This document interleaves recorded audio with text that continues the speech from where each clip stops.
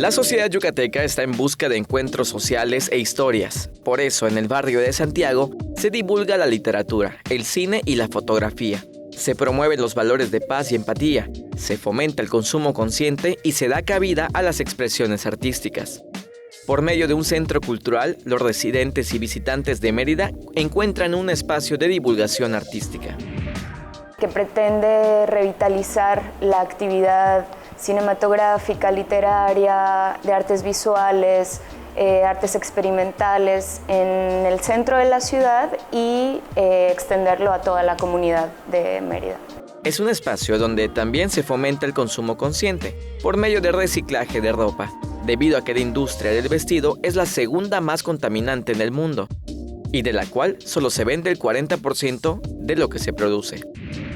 La importancia de dejar de consumir en el fast fashion, de alargar la vida de las prendas, de esa práctica tan subversiva y de resistencia que es el intercambio, el trueque. Las personas pueden venir a rescatar estas prendas de segunda mano, vintage, algunos accesorios y de esa manera pues disminuir la huella de carbono que generamos. El espacio da cabida a conferencias, charlas, talleres y eventos artísticos.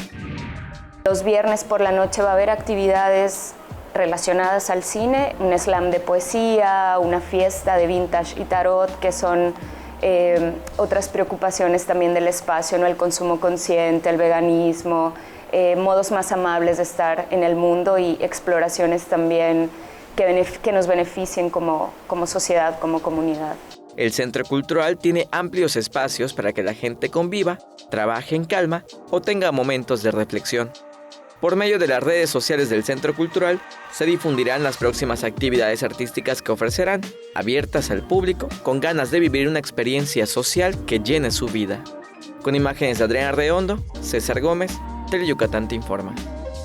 Teleyucatán te informa, de lunes a viernes, 3 de la tarde, con Livden Ojeda.